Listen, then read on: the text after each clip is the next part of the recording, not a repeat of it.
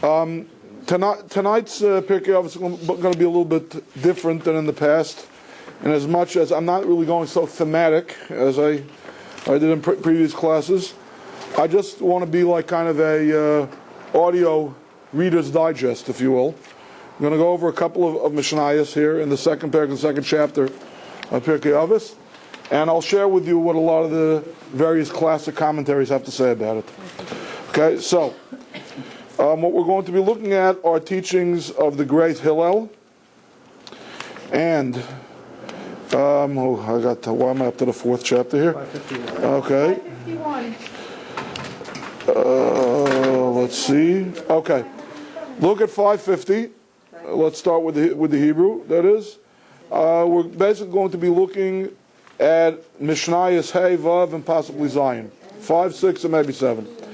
Okay, I'm going to read the Hebrew, and then I'll ask somebody to read the English, and then we're going to examine the text the best we can. Hillel Omer, Al tifrosh min hatzibur, v'al tamin ba'atzmecha ad yom mosecha, v'al taden es chavercha ad shetagil l'mkomo, v'al tamar davar sheyefshel l'shmoa, shesofa liyishama, v'al tamar l'chishefne eshne shema lo tipana. Okay, Elise, you want to read us Mishnah 5, page 551 at the bottom? Oh, it is. Number 5. Hillel said, "Do not separate yourself from the community. Do not believe in yourself until the day you die. Do not judge your fellow until you have reached his place. Do not make a statement that cannot be easily understood on the ground that it will be understood eventually. And do not say, 'When I am free, I will study,' for perhaps you will not become free." Okay, now one of the great things about the Mishnayos and Pirkei Avos is that they're very profound maxims and aphorisms without any commentary. They really speak for themselves. But being Divrei Torah, being divinely inspired literature, and not the work of a human mind, they can tolerate so many different interpretations that it's really almost like a beautiful mosaic of meanings that are implied by the words. Okay, so let's run through what some of the classic commentators say on this first Mishnah of Hillel. It's not the first time he spoke in Pirkei Avos. If you want to see the first time Hillel spoke, that's still in the first parak. It's on the bottom of page 547. Hillel and Shammai received the tradition from them. Hillel says, "Be among the disciples of Aaron, loving and pursuing peace, loving people, and bringing them closer to the Torah." Okay, but that's not the topic for tonight. I'm just referencing for you where Hillel first spoke up. Okay, let's start with Rashi, first of all, because Rashi is the classic commentary. It's the first commentary that you look into, whether you're studying Chumash or Gemara or Mishnayos, where it's available. Rashi wrote on Mishnayos, but also because Rabbi Art Scroll, more often than not, when he's translating, follows Rashi's interpretations. Okay. What does it mean when it says do not separate yourself from the community? That's Sibur. Okay? The word Sibur, the Hebrew word Sibur that we translate here as community, really means something like aggregating, like bringing. Litzbar means to bring a bunch of disparate individuals together. The community. What does it mean when it says don't separate yourself from the community? So Rashi explains that even if you have the ability to insulate yourself from communal suffering, don't do it. Okay? You've got to feel the pain of the community that you're in. There are people in every society, in every religious group, in every ethnic group, in every political party, however you want to order human society, there will always be people who through wealth, through connections, maybe even through superior wits, they can insulate themselves from the suffering of the vast majority of their peers. Not a good idea. There's a midah, there's a fine character trait that the Mussar literature speaks about called Hanoseh Ba'ol Im Chavero, one who carries the yoke together with their friends. Okay? I came of age in the 60s with a popular soul song in those days called "Lean on Me." All right. So it's really the lean on me ethos. No sabon chaver. Lean on me when you're not strong. I'll be your friend. I'll help you carry on. That's really what this mission is teaching. When there's a tzibur, when there's a group of people suffering, okay, that's what it's all about. And in the halakhic literature, Maimonides writes, we have an expression, it's especially apropos now in the summer months, we're coming fast on the red letter days of the Jewish calendar year. Just yesterday was Chaf Sivan. Unfortunately, sadly, if you want to know what Holocaust memorials are likely to look like a century from now, or even 2 centuries from now, God forbid, if Mashiach isn't here by now, take a look at how many people even know the historical significance of Chaf Sivan, of the day that was just yesterday on the Hebrew calendar. Chaf Sivan is a day where in the year 1648, a great amount of the collective pogroms and massacres that came to be known as the Gzeros Tach V'Tat, the decrees of 1648 and 1649, took place. In particular, the town of Nemirov in the Ukraine was basically liquidated. There was a Cossack leader, Ukrainian nationalist by the name of Bogdan Khmelnytsky. He's still celebrated in the Ukraine. If you go to downtown Kiev, you can see him astride an equestrian statue. Their 5, I don't know what unit of currency they have in the Ukraine, but on their $5 bill, whatever, like I said, I don't know, it's not called a dollar. I don't know what it's called. You've got a portrait of Bogdan Khmelnytsky. Try to imagine Germany getting away with the face of Hitler on one of their currencies. Well, for Jews, Bogdan Khmelnytsky was a low-tech Hitler. During these 2 years of 1648, 1649, he slaughtered between 300,000 and 500,000 Jews. Okay, that's historians. The conservative estimate is 300,000. The more liberal estimate is 500,000. As the great Jewish historian Rabbi Beryl Wein likes to say, and every one of them was handmade. There was no mass production killing as there were by the Nazis. Right? Try to imagine that. Right? There were no gas chambers. There were no Gatling guns into the ravines. Every one of those Jews had to be slaughtered, so to speak, individually. And that's how it was. So anyway, Chav Sivan is the day on the calendar that traditionally, it's gotten lost in the mists of time, but there was a time when there were public fast days on Chav Sivan, when there were slichos, and there's still pockets, there's still isolated communities where they do it. But what I'm really referring to is what's coming up soon on our calendar, which is still widely observed, the fast days of the 17th day of Tammuz and the 9th of Av, and the 3 weeks that intervene between them is a national period of mourning known as the 3 weeks. But at any rate, what is this whole peroration over here? What I'm trying to get at is the words, the halachic nomenclature for this body of Jewish law is Tanis Tzibur, a fast of the public. Okay? It's not so much even about asceticism. Maybe we'll get into that in our future series. I have tentatively one of the classes in that series I plan on titling Fasting and Feasting. Okay? But it's really not so much about, mortifying my flesh, mortifying my own body. Okay? The point is, this is a day of communal catastrophe. Shavasa B'Tammuz, Tisha B'Av. Okay? This isn't some kind of individual suffering. Society, Jewish society, was in pain and suffered on those days. Okay? And as a result of that, the idea is really to live by the ethos, by the mandate of this Mishnah. Al tifresh min hatzibur. Don't separate yourself from the tzibur. Right? It's a bad day for the Jews. I'm a Jew. Okay? I'm doing what the rest of the Jews are doing. The happy part of this, Rashi says, is that when you're with people through thin, you generally tend to be with them through thick as well. When you can shoulder part of the burden, when a society is suffering, you will merit to rejoice with them when they rejoice. Right? There's an expression elsewhere in the Talmud that says, very apropos to this national mourning period, coming upon us very soon, that Kol Misabo al Yerushalayim Zolcha v'Rav B'Nachmasa. Anyone who mourns over Jerusalem will have the merit to behold, to see the consolation of Jerusalem. Parenthetically, I just want to mention, I was privileged in my youth I studied under the great Rochaim Shmulevitz at the Mir Yeshiva in Yerushalayim. I was there in the yeshiva for the last 6-7 months of his life. And he has a very famous shmooze, one of his most famous discourses.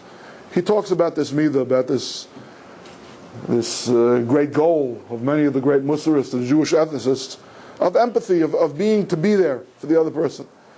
And he says, paradoxically, he says, even though the earlier commentaries say that if you suffer together along with the community, you will rejoice with the community, he says that he personally, in his observation of human nature, he says it's a lot tougher to rejoice with other people than to sit and wail with them on the floor. Okay? When people are suffering, to put your arm around somebody, to buck them up, there might be a subconscious, an undercurrent of what's called Schadenfreude. Like you're actually a little bit happy, that it's happening to them and not to you. Yeah, it's easy to put your arm around them because it's them, it's not you, right? But when other people are rejoicing, just to contrast it with a very decidedly non-Jewish, even anti-Semitic cup, Gore Vidal used to say, every time I see one of my friends succeeding, I die a little bit. Right? Okay? So to see one of your friends succeeding, and you're not necessarily succeeding, to be able to feel a part of that tzibur. I'll just shtel to one other, as I'm speaking now, this anecdote is coming to mind, and then we'll move on with the Rashi. There's a story that the Chedush Harim, the first Ger Rabbi, used to love to say over. And he, besides being a Hasidic master, he was a Talmudic genius, a Talmudic prodigy. He was a guy. There was a guy, as we say, a Talmudic genius.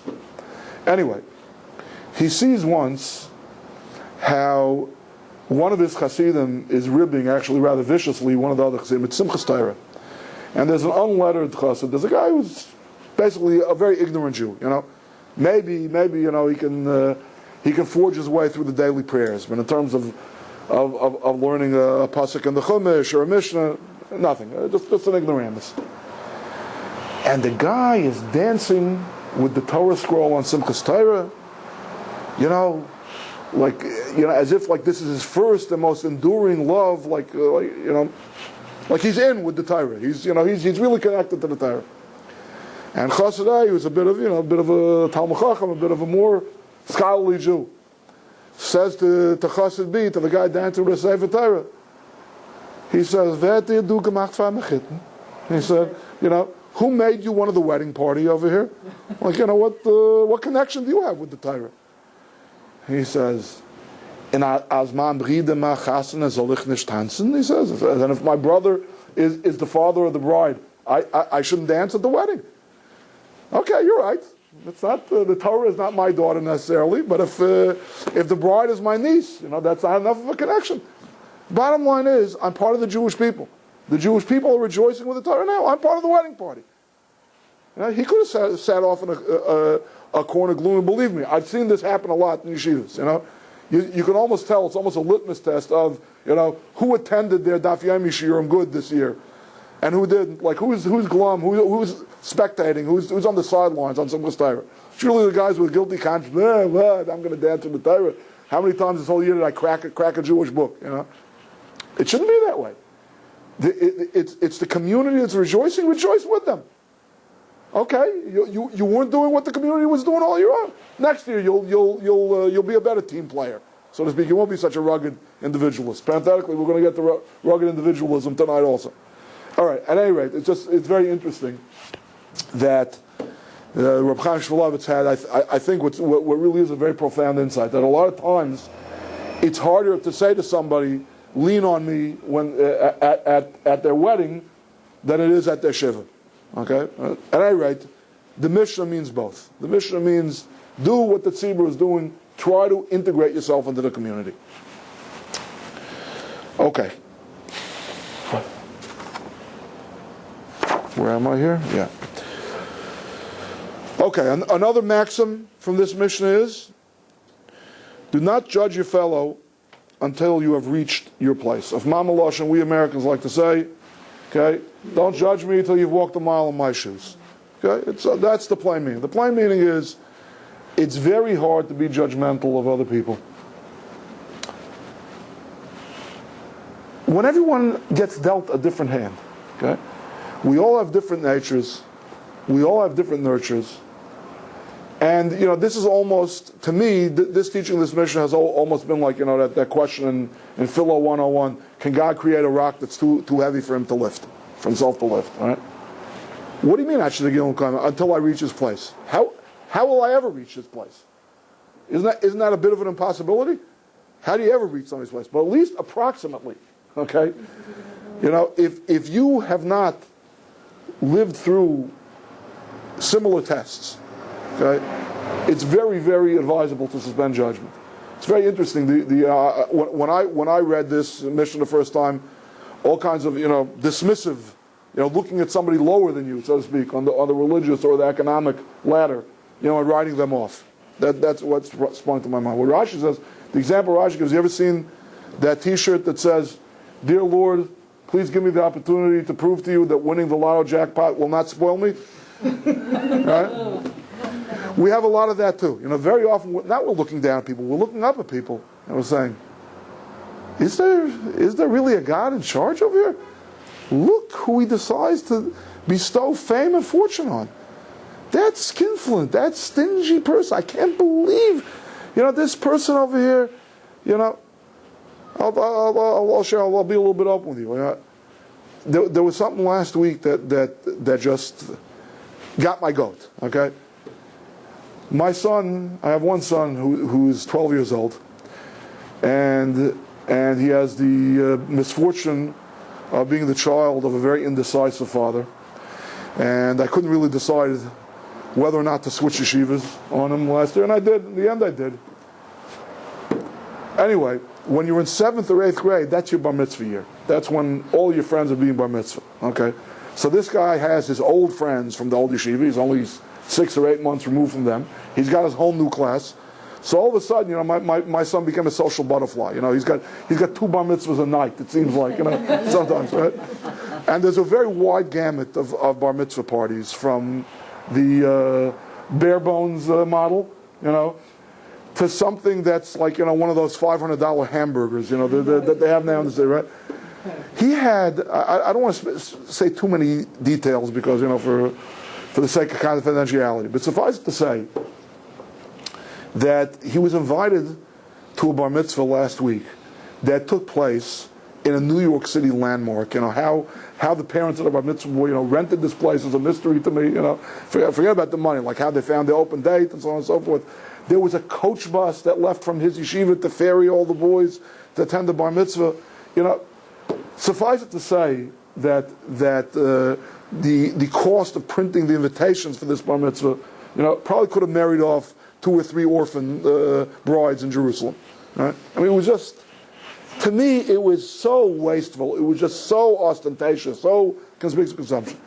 And I have to say, this little heretical thought, flashed through my mind. God, this is what you're giving the money to? Give it to me. I'll find better things to do with it. Says Rashi, how do you know? Power corrupts. Absolute power corrupts, absolutely. The love of money is the root of all evil. Obviously, you love money or you wouldn't be wishing for it, right? How do you really know how you would handle it if you had those tests? Are you doing so great at your tests that you know you would do so well at the other person's tests?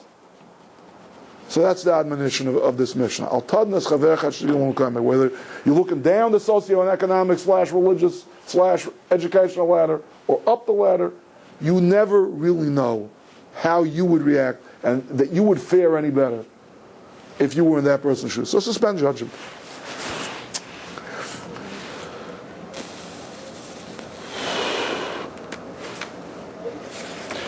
What does it mean when it says in the Mishnah, do not make a statement that cannot be easily understood? Okay. Here he's not going, as far as I can tell, with the Rashi's interpretation. The Hebrew reads, Al Toma Davar Shi Efshel Lishmoa Shesofa Lishama. Rashi interprets this as talking about Divrei Torah. Don't say, why should I go to the class tonight? There's a shiur being given. Why should I go? I'll hear it in the end. That rabbi is so repetitive anyway. Always telling over the same stories, the same jokes, the same Torah. I'll get it later. Certainly in this day and age, with all the sophisticated recording equipment. I'll download it on my iPod, no problem. You never miss anything. No such a thing as missing something. It's impossible for me to listen to it live. I'm going to hear it in the end. Don't say that. Not a good idea. Never good to procrastinate when it comes to Divrei Torah. Because this may be your moment. This may be your moment of epiphany. Parenthetically, I want to stick in a word from the Kotzker Rabbi, from one of the great Hasidic masters. He's Medayik. He looks into the fact. Let's look at the text inside. Keep your fingers still on page 550. But look back on a prayer that I'm sure many of you are very, very familiar with. Which one? Kriyas Shema. Let's look at the first place in the Siddur where it is. Okay, very good. All right. Page 92. Okay. 92 is the part of Kriyas Shema that I need. Okay. And the first paragraph of Kriyas Shema, the second verse reads, "V'ayu hadvarim ha'ela asher anochi mitzavecha hayom al levavecha." The English reads, "Let these matters that I command you today be upon your heart." And then it goes on to talk about teach your children. Be upon your heart is a very odd sentence structure, very odd construct. It ought to have said, in your heart. This refers to Divrei Torah. Let these matters I command you today be upon your heart. That's talking about the words of Torah. Torah should be upon your heart. God bless you. Thank you. So the Kotzker Rebbe said, the job of a teacher, the job of a Torah teacher is pile up the data. Make the hearts of your students be piled high with data, with information. Even if it's dry, even if it doesn't seem to be making any impression. Because you never know when the hearts are going to open up and everything's going to fall into place. We all have different things that inspire us. Moments of strength, moments of weakness, crises, triumphs. No two human hearts beat the same way. And the heart isn't always open, it's not always receptive. So what are you going to say to the teacher? Don't teach until you know you have a receptive audience. You may never teach.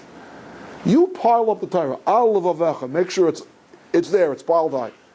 A day will come when the heart will open and it'll all fall into place. All right? So that's the admonition to the teacher. And I think the companion teaching is Rashi's interpretation of this Mishnah. To the student, don't say, look, I'm not inspired tonight anyway. He or she's going to be talking to a brick wall. What's the point? Okay? Don't procrastinate. Who knows? You never know. The teacher could get lucky. It might be a turn of phrase. It might be a particular teaching that they're teaching. It may be a very penetrating, moving class. You never know. So that's the admonition over here. Don't put it off. Don't procrastinate.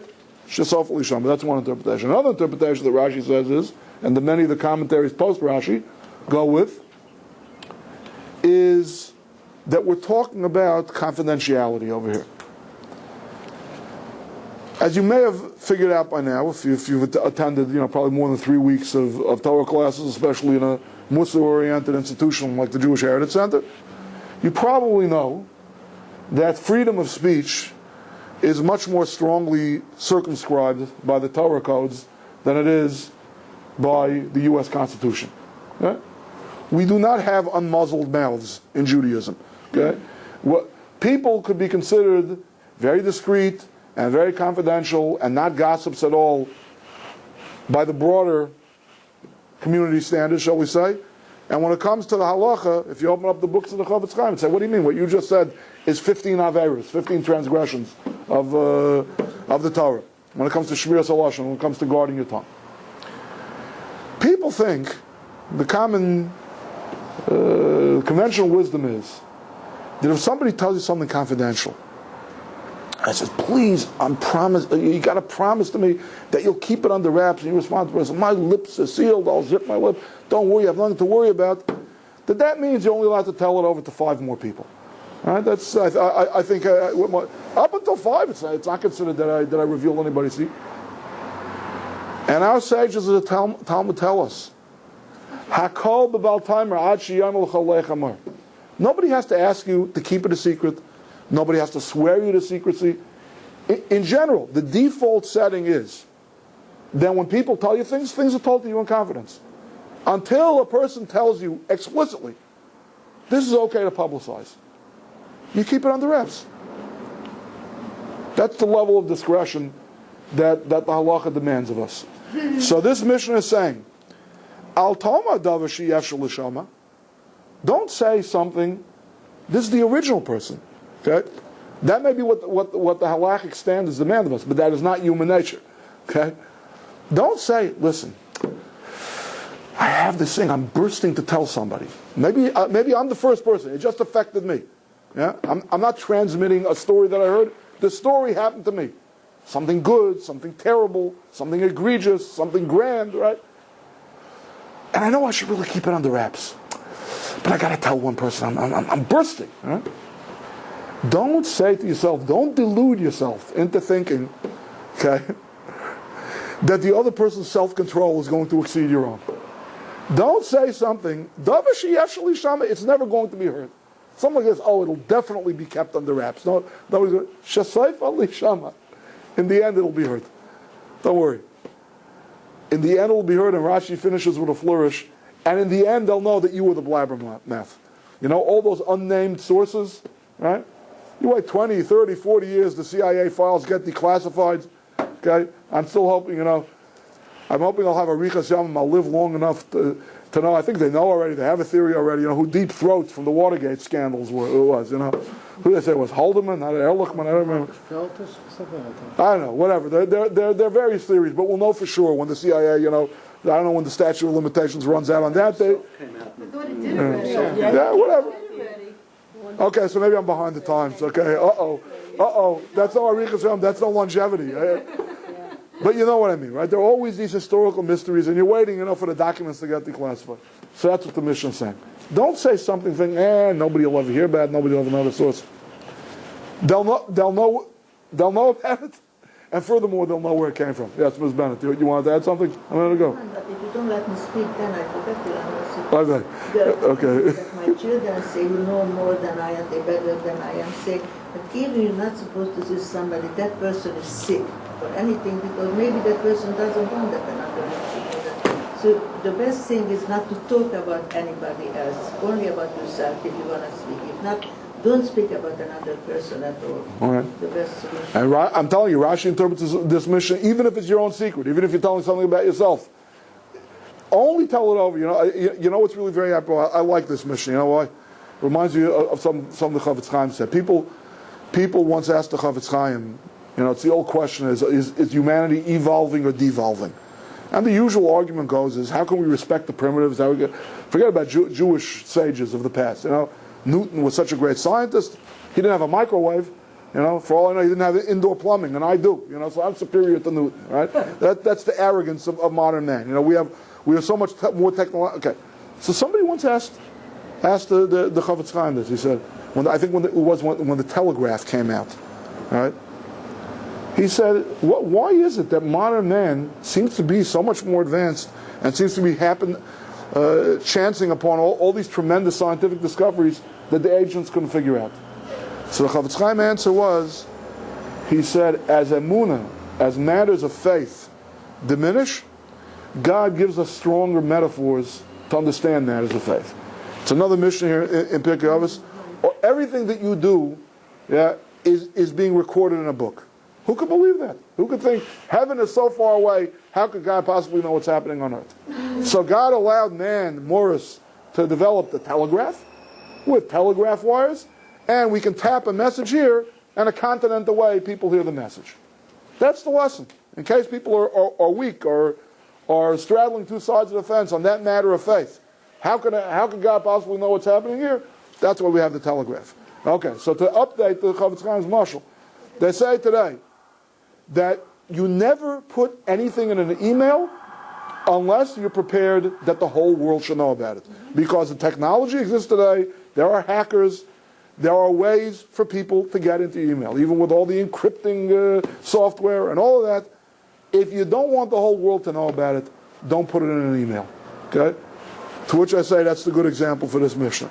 If you don't want the whole world to know about it, just don't say it. Eventually the whole world knows. It's hard to imagine in terms of verbal communication. Okay, good. We'll give you an example with emails. Yes, Ms. Bennett. This time I'm not making you wait too long. Go ahead. No, I'm sorry that I'm interrupting. Okay. I say something of my thought, because if people can't understand how Hashem knows and knows everything, God bless the Israelis who discovered the cell phone.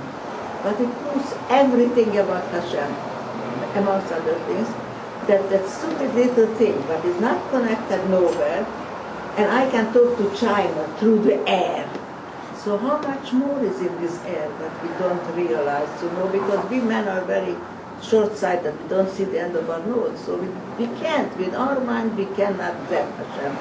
But that cell phone proves it for me, for the people who don't know how to believe. Excellent. Terrific example. Okay. Yes, Diane. So what are you supposed to do if somebody hurts your feelings and you get all upset and you have to talk to somebody about it? How do you do it? Okay. The first thing you have to know about Torah, especially the homiletic portion of the Torah, is that for every action there's an equal and opposite reaction. For every teaching there's an equal and opposite teaching. Okay? There's a pasuk in, I don't know, it's one of Shlomo Melech's works. I don't remember if it's Mishlei or Kehelis, I don't know if it's Proverbs or Ecclesiastes. It says, Da'aga b'leiv ish yasichema. When there is worry in the heart of a person, you should speak it out. Okay? So, there's got to be balance. On the one hand, there has to be trusted individuals. There has to be people who you feel that you can tell something to in confidence. Right? But in general, the default setting is the teaching of this Mishnah. Bottom line is you always have to weigh that. You have to weigh the talking, especially in a case like that, where if it gets back to the other person, who says the person's going to be repentant? It may just add fuel to a fire. It may just further, a vicious cycle of fighting and quarreling and so on and so forth. So you got to tread lightly. Yes, you need to get things off your chest, but you also have to know confidential. Just one thing, because I want to make a comment on something you said before, Mrs. Bennett. In general, forget about the point of confidentiality. What Ms. Bennett was saying before about talking about oneself and not talking about people, I'm paraphrasing, but it was the First Lady, Eleanor Roosevelt, I believe, who said this. I don't remember the exact quote, but it goes something along the lines.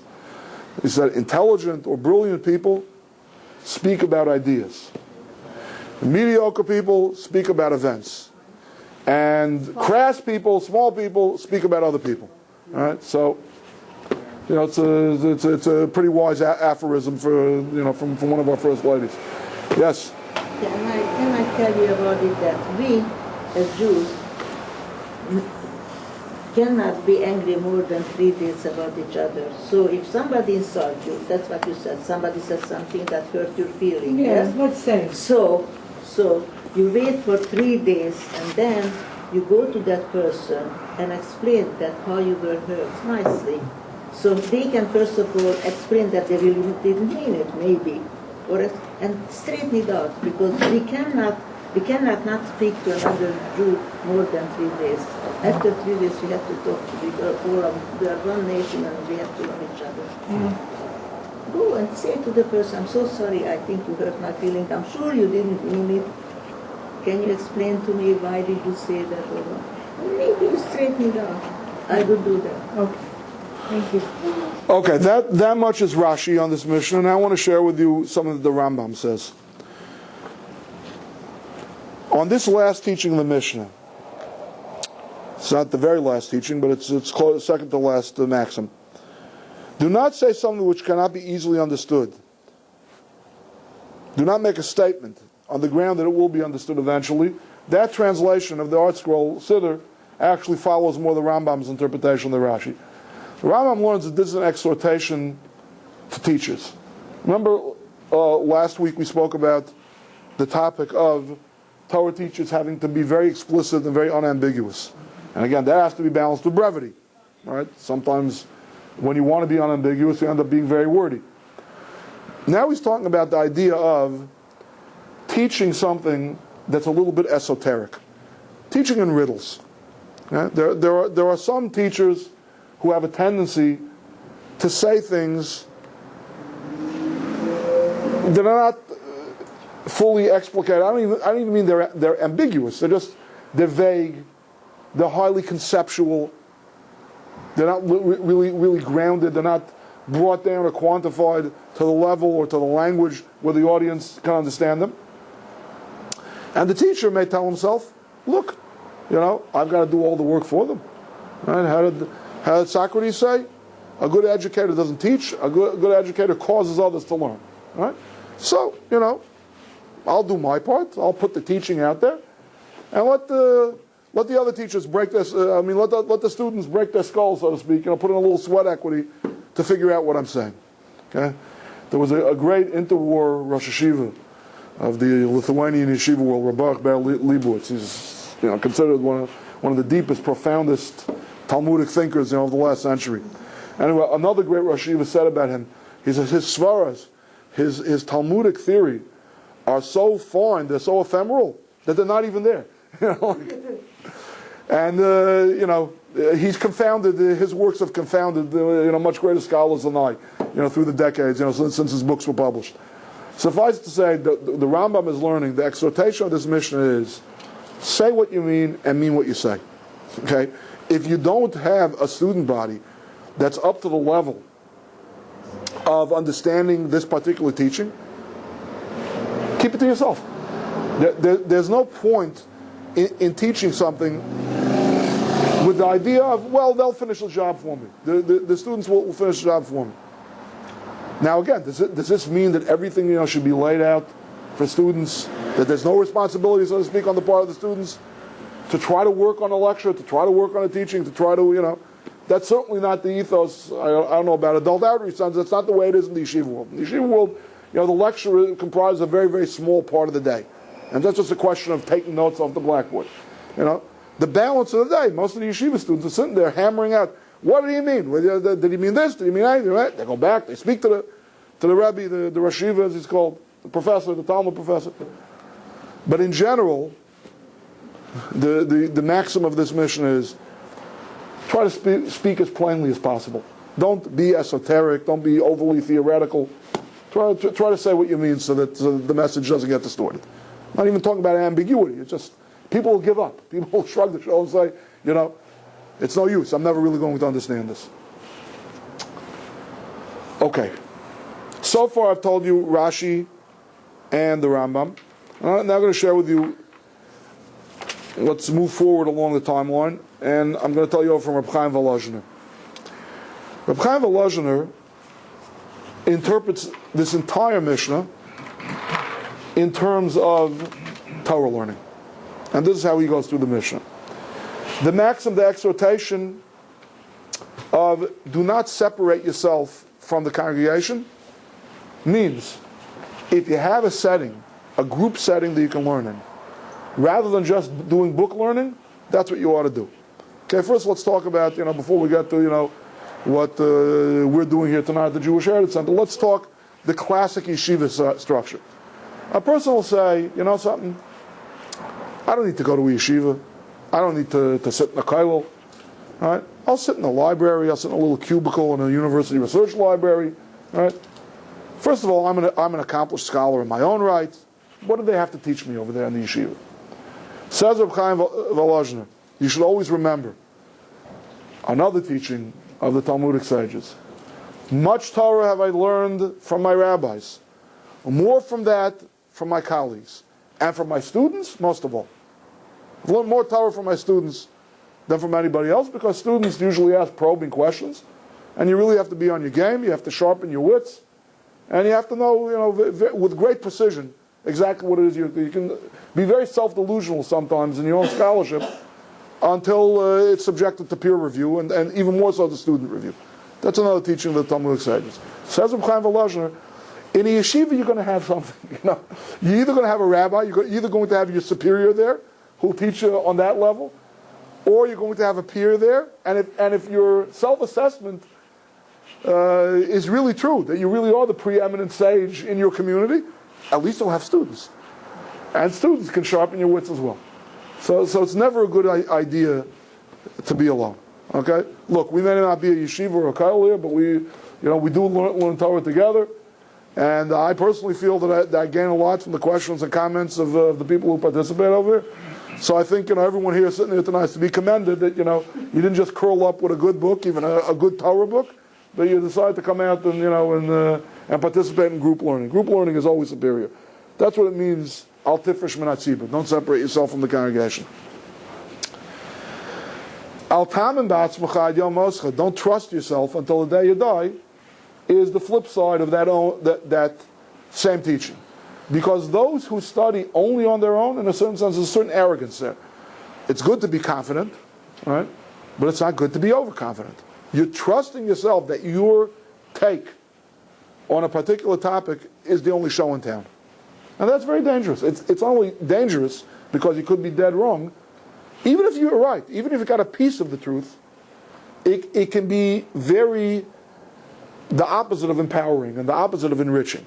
You can be getting a whole mosaic, a whole panorama of opinions, which is part of what I'm trying to do tonight, sharing with you a lot of different classic commentaries. But because you're alone, because you're not in a yeshiva setting, if you're not in a group learning setting, you're only getting one facet, one element of the truth, and you're not getting that whole rich mosaic of the various interpretations. So don't trust yourself. Till the day that you die, don't trust yourself completely in learning. Yes? Well, how does that play into women? Because very oftentimes many settings where there's real learning taking place are closed to women, and it's not the norm that we can actually learn things. When you go to women's classes, it tends to be more like lighting candles and holding hands. Talk about probing questions from the students. For example, I go every Wednesday morning. It's finished this year's season, starts after Yom Tov again. Just women class, 2 hours section, and you learn that. It's not happening 34th Street between 8 and 9. Jewish Renaissance Center? Oh, that's a good place. These are the wrong classes. Okay. So Torah Masorah. Okay, listen. Let's put it this way. You can brand the answer that I have right now as apologetics or being defensive, but I will just say this, okay? I don't think there's ever been a time in Jewish history where there were more Torah classes and more Torah opportunities available and open to women, even in group settings, than there are today. Especially, not just in this time, but in this place. I think, in a certain sense, maybe more so in the United States of America even than in Israel. I think there's more tolerance for advanced women's learning here.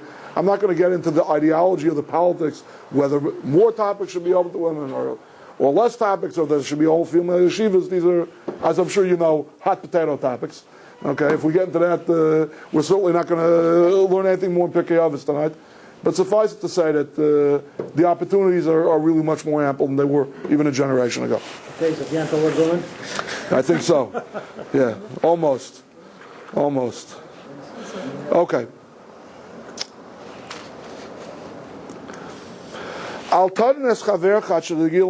Do not judge your friend until you reach his place. Again, Rav Chaim Volozhin interprets that in terms of learning.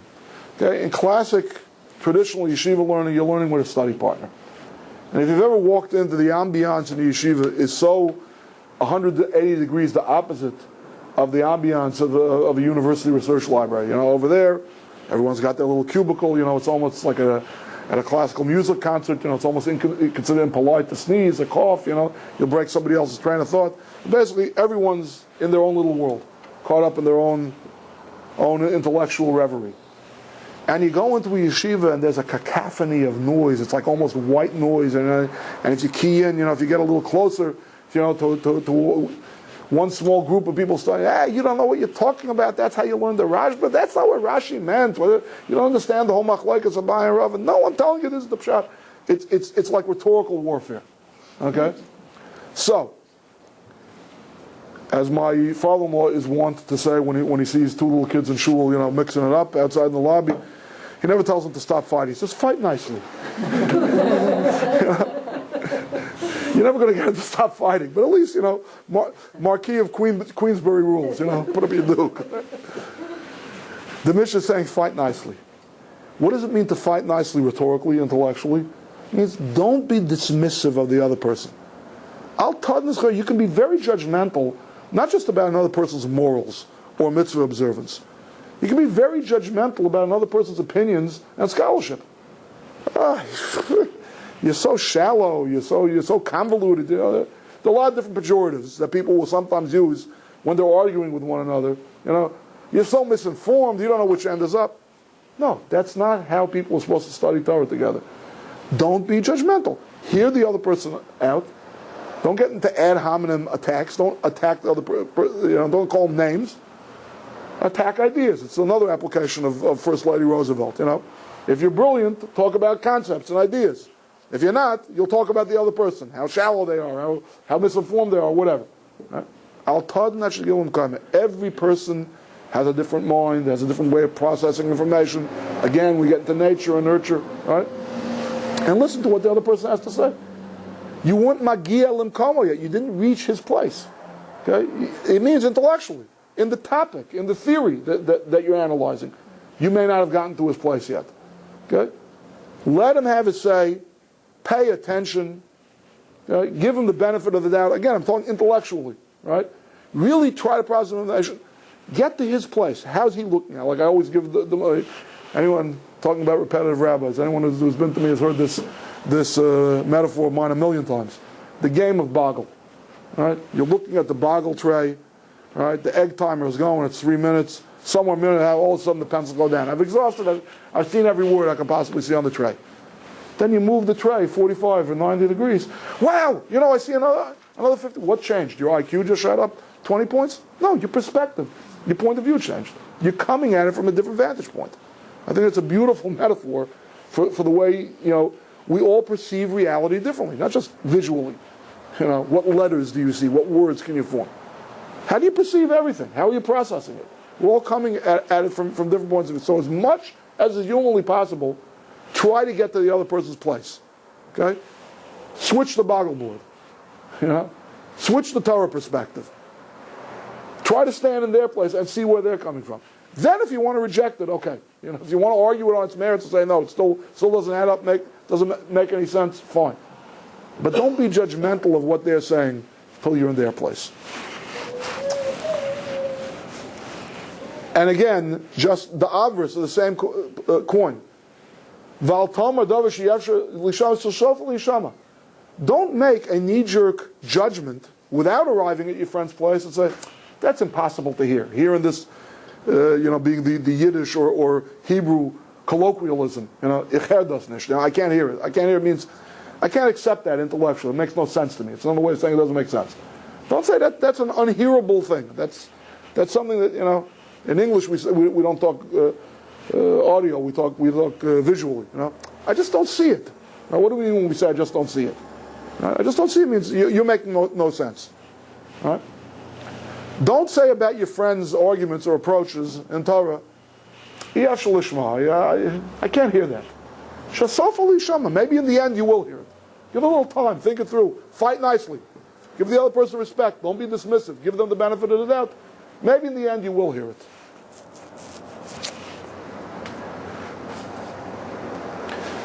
And this we didn't say over from any of the commentaries yet. What does it mean in the Mishnah when it says, hey, do not say when I will be free to study, I will study, for perhaps you will not become free. Okay, the last line of 551. So again, the translator of our scroll interpreted according to the classic commentaries. Again, it's a admonition against procrastination. Don't put off your Torah study. Don't say, well, now I'm not free, eventually I'll become free. You may never become free. You can use that excuse your whole life. Okay? I hate to admit it, I'm ashamed to admit it, but I could sell the wedding gift that I got of my set of the Talmud, the Babylonian Talmud, unfortunately in near mint condition. Right? Lightly used by an old rabbi on the weekends, you know what I mean? Unfortunately, I'll be saying that I think when I'm 75 too, right? I'm so busy now, my kids are so little, I'm so busy now, my kids are so big, there's always going to be an excuse. That's a simple meaning. Chaim Volozhin has said, Keshe'efna over here doesn't mean when I'll free up time.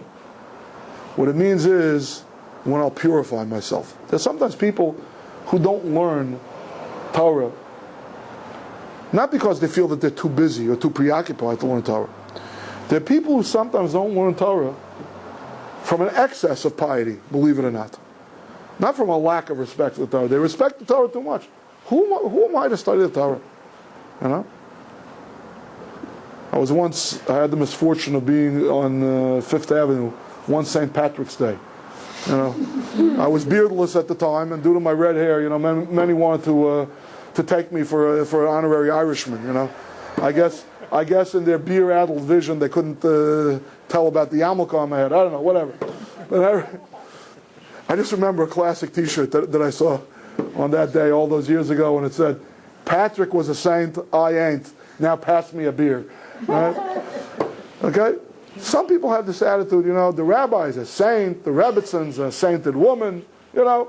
Torah study is fine for them. Who am I? On the contrary, Torah is not a dry intellectual exercise for me. It's a spiritual happening. It's a religious experience. Who am I kidding? I'm such a hypocrite. I'm not ready to fulfill what it says in the Torah. What am I studying Torah for? You know Rodin's Thinker? You know that sculpture? The guy got caught on a theoretical problem until he got petrified. That's all. He never moved forward. That's it. He was stuck for the rest of his life. Right? Sometimes we get stuck. You know? Sometimes we don't get into a groove. We get into a rut. And we can't move. And it can happen for a variety of reasons. And really there's a riff on depression and low self-esteem.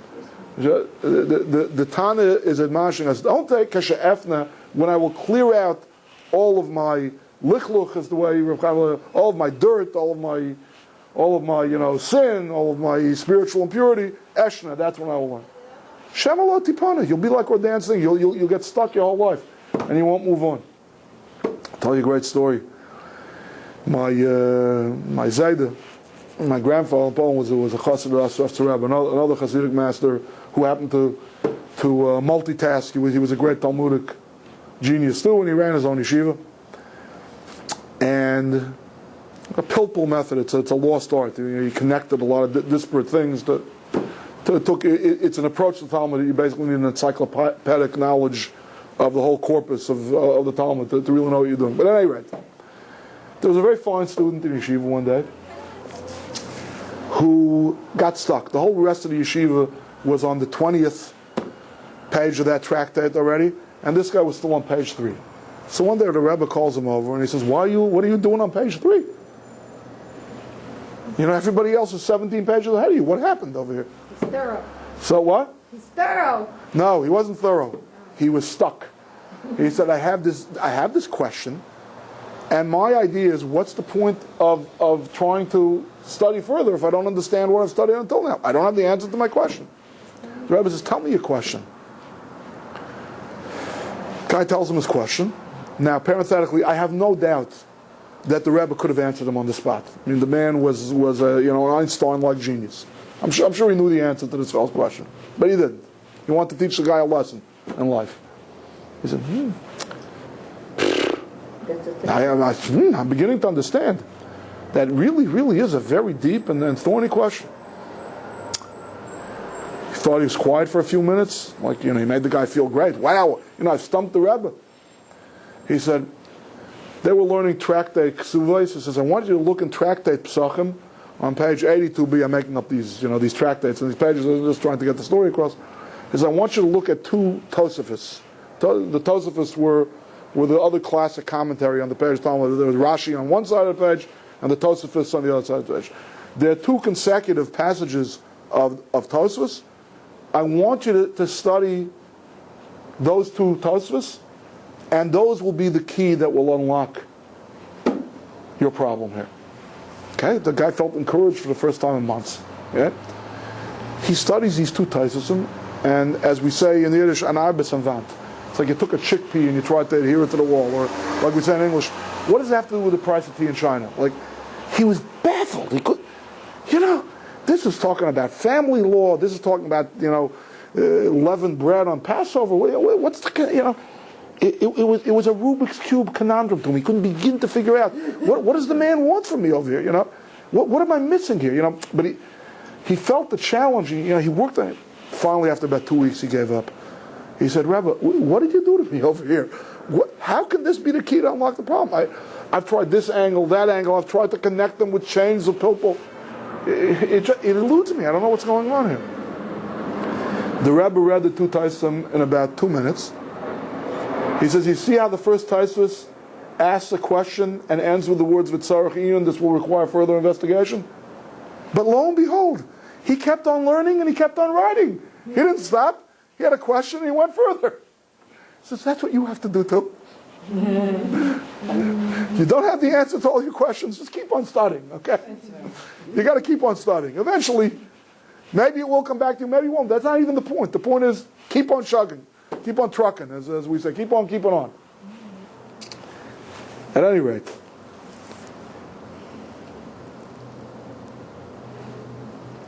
you have to keep on keeping on. You can't say I'm unworthy. You can't say, it's not the right time, it's not the right place, I'm not the right person for it. You end up like Rodin's Thinker or the Ostrov's Talmud, who was stuck on page 3 when everybody else was on page 20. You got to keep on moving. Nobody can show me a coroner's certificate where under the heading cause of death, the word that's filled in there said, unanswered question. Nobody dies from a question. Okay?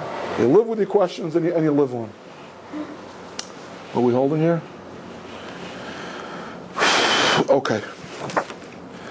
As usual, I can't share with you everything that I want to say tonight. I'm just going to share with you 2 more nuggets and we'll call it a night. Al tifrosh min hatzibur, don't separate yourself from the community.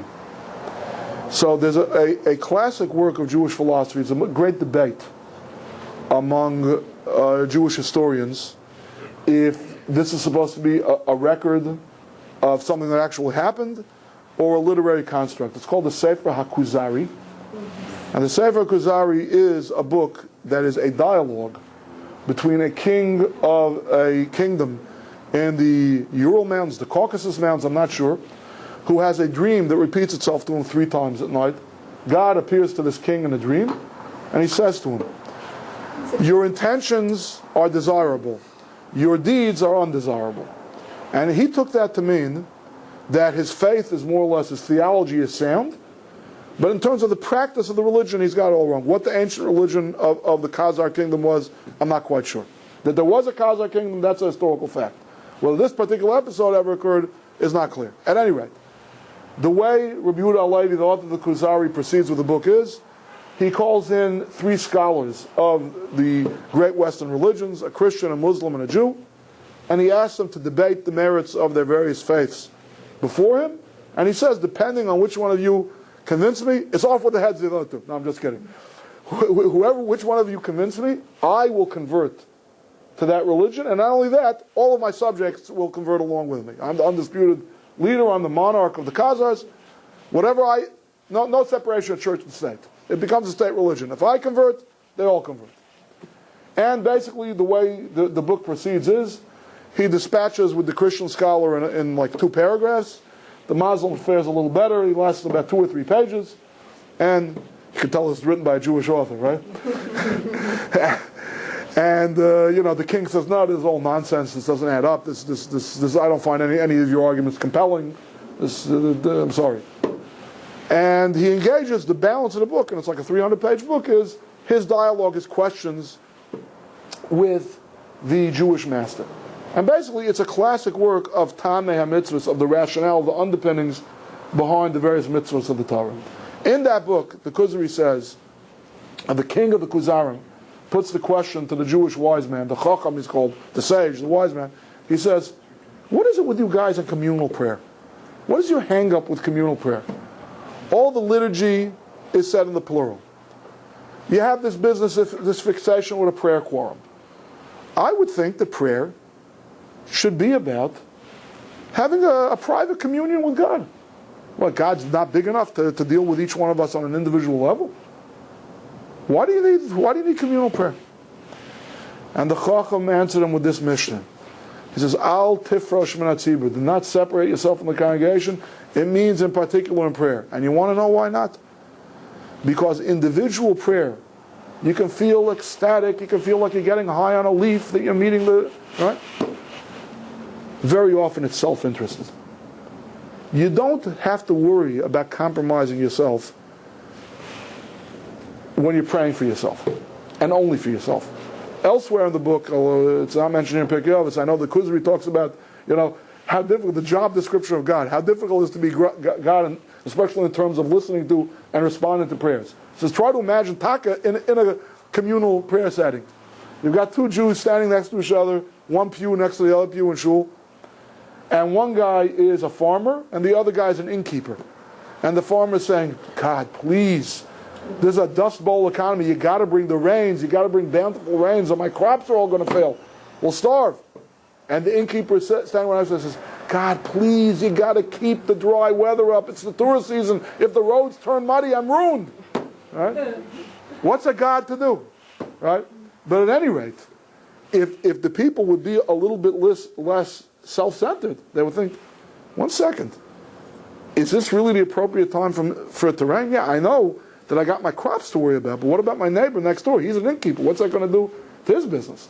The innkeeper's saying, do I really want absolutely dry roads? Yeah, my inn will be full to capacity, but Nebuch, this guy's corn crop is going to fail without the rain, and so on. The danger, yes, there are advantages to individual prayer, but there's something about communal prayer where you sublimate your needs to the greater needs of the community. It's something bigger than you. You transcend yourself when you pray in a communal setting, and that's what this Tana is teaching you. One last thing, and this is from for tonight. Yeah, God willing, only for tonight. This is in the name of the Baal Shem Tov, the founder of the Hasidic movement. Ad shetagia limkomo. Do not judge your fellow until you reach his place. He says an unbelievable thing. He says, this doesn't mean don't be judgmental because you haven't walked a mile in the guy's shoes. Nothing is by accident. Nothing is by happenstance. Our parents, our biology, our nature, our nurture, our teachers, our social interactions, all of that is hashgacha pratis. All of that is divine providence. It's all providential. There are no coincidences. He says, you see something that happens with your friend, with your acquaintance, that you're tempted to be judgmental about. You see them doing something bad, or an ostentatious bar mitzvah, a compromised social interaction, an exploitive social interaction, losing their temper, flying off the handle, And your knee-jerk reaction is to judge them unfavorably, to say that really was rotten of them. I never would have done something like that. Let's look at an earlier mission in Pirkei Avos so you'll get the full impact of the Vat. Page 547, Mishnah 6.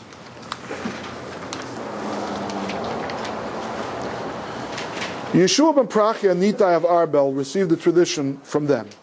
Yeshua ben Prachia says, accept the teacher upon yourself, acquire a friend for yourself, and judge everyone favorably. To judge people favorably. You can judge people favorably. You see somebody flying off the handle. You can come to one of two conclusions. This guy needs an anger management class. What a short fuse, or what a narcissistic individual. Must be so full of themselves. The slightest thing goes wrong in their day, and right away, they're screaming and yelling, and they're flying off the handle. Or you could say, you know something? I see myself in that person. I've behaved that way in the past too. Or you could say, look, I don't know if I would have reacted the same way, but I'm only seeing this moment now. I don't know the prelude to the story. Maybe the person who aggravated them has been aggravating them for 20 weeks now, and this was it. This was the straw that broke the camel's back. Right? You don't always see the whole picture of the story. There are a lot of different ways to judge people. A lot of different ways to judge unfavorably, and there are a lot of different ways to judge favorably. The Tana of this mission is saying, Al tadnes chaver, don't judge a person. If you're in a position to judge them either way, favorably or unfavorably, you've reached their place. You've been in that place before. And you have to know the ironclad rule, the overarching rule of all Jewish theology. The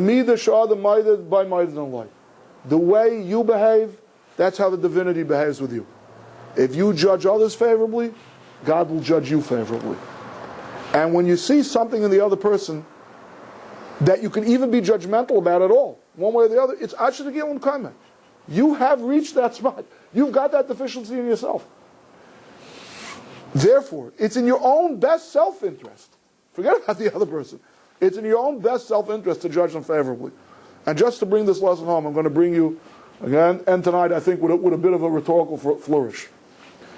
There's one of the most controversial, some would call the most sordid episodes in the whole Bible, is the story of King David and Bathsheba. Okay?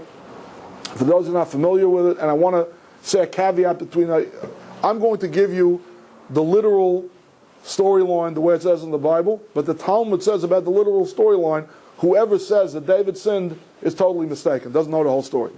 But the way it looks is like this. He falls in love with another man's wife. He dispatches this fellow to the front lines in a war against one of the enemies of the Jewish people at that time, and the guy gets killed. And now he's got the veneer of respectability. It's not an adulterous relationship anymore. He's marrying a widow. That's how it reads, anyway. That's not the story. But that's the way it reads. Whatever the sin of David was, there was some level of sin. It doesn't sound, it's not nearly as bad as the way I just described it, and Tom doesn't allow for me to tell you what actually happened. But suffice to say, there was some level of sin here. Nathan the prophet goes into King David and gives him the following parable. He says, King, sire, what would you say in a case like this? I want you to sit in judgment. We all know that David's son Solomon was a famous judge, besides being a king, Solomonic wisdom. Right? You'll be the judge, David. He says, there were two ranchers who lived side by side, one next to the other. One guy had a flock of 500 sheep. And one guy, Nebuch, Shlemiel, he had one single little sheep. Right? And the guy who had the big ranch coveted this one little ewe, this one little sheep that the poor man had. And he went and he stole that one little sheep. What do you think should be the judgment for the rich rancher? And King David said, I'd kill him. Which is, again, amazing, because that also contravenes Torah law. That stealing from somebody is not a capital offense, even as egregious a theft as that. Right? Hey, well, maybe, he was going to slaughter that ewe for its lamb chops and stay alive a few couple days. Maybe he condemned his neighbor to starvation. I don't know what made David have that visceral reaction. But he was so outraged. Chazar, we would say, well, a pig of a human being. He's got 500 sheep, whatever the number was. And he takes away this poor man's one sheep? What a lowlife. And Nathan the prophet says, King, sire, the rich rancher is you. You're a king. There was nothing against polygamy in the Torah at the time. You could have a huge harem of women. This guy, Uriah the Hittite, he had this one wife, Bathsheba, and you went and you stole her. So, parenthetically, okay? First of all, just in terms of how to admonish another person, okay? You want the brilliance of Nathan the prophet's approach, right? He made King David let his guard down. He didn't grow defensive. He didn't have to start apologizing or defending his behavior, because he had no idea that he was the one being judged. You're not talking about me. What does this have to do with me? So in general, that's a good idea. Whether you're in a boss-employee relationship and you've got to motivate your employees a certain way, whether you're a parent-child relationship, whether it's your significant other who you felt is wrong, okay? Direct frontal assaults are not always a good idea. If you can come up with a parable that diffuses the situation and depersonalizes the situation, like Nathan the prophet did, that's the way to go. Okay? Because then people's self-defense mechanism, they've let down their force shields, so to speak. But I was thinking of this story of Nathan the prophet and putting it together with the teaching of the Baal Shem Tov. What do you think the prophet is coming to you for? There aren't judges out there. There wasn't a mechanism for judging livestock theft? What do you think he's coming to you for?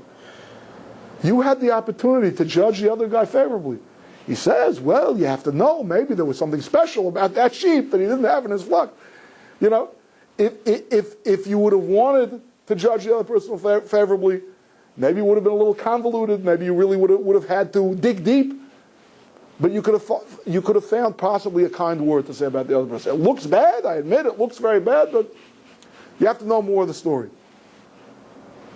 I think that's what this Mishnah is teaching us.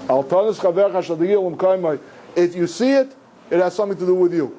If it has something to do with you, it's within your best interest. Forget about the other person's best interest. To judge the other person favorably, to look sometimes even in the most convoluted way, to try to be down on the kaskus. Thank you for listening to me tonight. Good old Ed is working out.